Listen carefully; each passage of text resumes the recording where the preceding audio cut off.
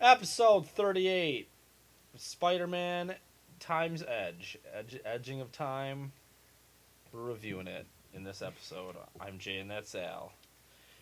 We got Peter Parker and Miguel O'Hara, Spider-Man 2099 and The Amazing Spider-Man, and basically this dude from 2099, he goes back in time and he tries to change the world in his image. And it works, and now they're trying to change it back.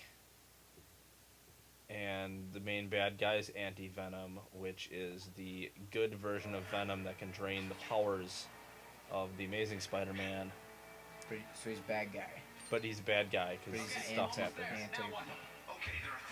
That makes not a lot of sense. Well, but there's time travel involved, so... What I like about the game is, in the game context of writing, the game tells you that it doesn't know what the hell it's talking about.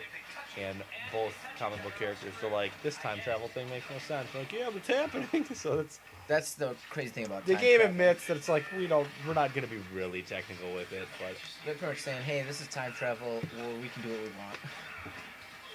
It's not a big open sandbox world.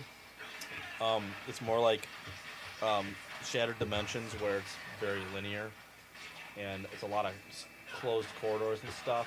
So they have a zipline button that lets you just kind of you tap it and use it from space to space, which helps. But combat, I feel like Spider-Man, but moving around navigation-wise, it feels clunky. I really don't feel like I'm Spider-Man anymore, whether I'm in 2099 or vice versa. Yeah.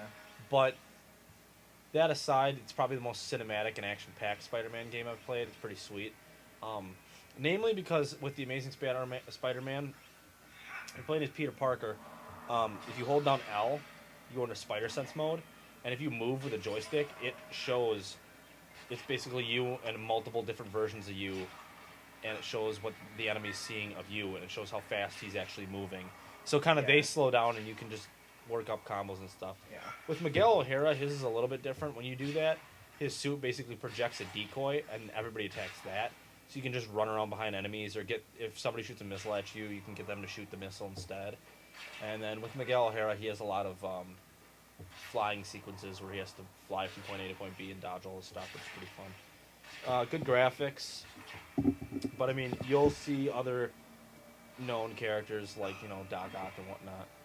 And there's a lot to collect. There's newspapers, which help explain the story a little bit better.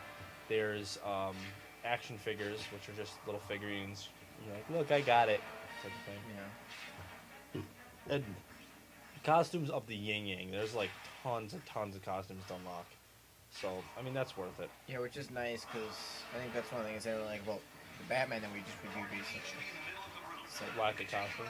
There was a lot of collectibles and figurines like you were saying, but they don't have a lot of costumes unless you download them. But Spider-Man Edge of Time, very unique level up system. You earn points that you can spend, and you also have to find or unlock gold spiders, which you can use to spend on shared abilities. But there's these challenge trees, and when you get to new areas, it says new challenge available. Go into the challenge tree, it'll say exactly the things you can do.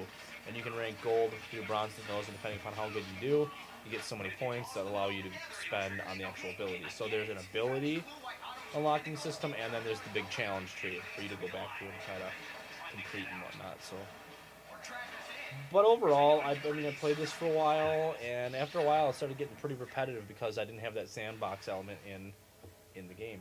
So, and it takes away from that. You just got free reign of exploring stuff. That's why I always liked Spider-Man, and this is just a little bit more linear, so it's a little bit repetitive and feels clunky every once in a while.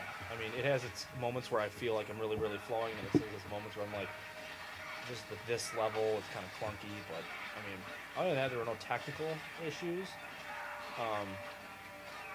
So, yeah, I mean, if you're a Spider-Man fan, it's decent, but, I mean, it's nothing, oh, my God, I need to own it type of thing. So, I'd say it's a super solid renter, 5 out of 10 for Spider-Man. Edgings in time. Yeah, coming up for reviews. It's a whole load of stuff. There's going to be... these aren't in order. These are just stuff we have on our plate for plan.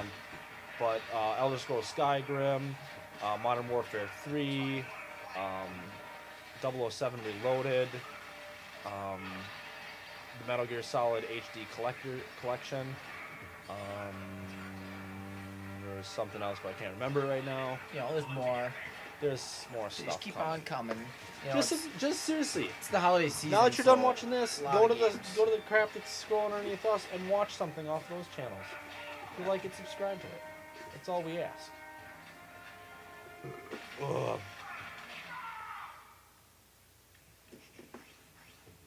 Oh boy.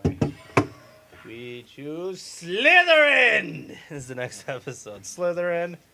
We're Slytherin House representatives. Get your heart out, Draco Malfoy. We'll talk to you guys next week. Watch the video into this, the behind the scenes. Thank you. Come on, Spidey. Hold it together. Just another few seconds. Just get your strength back.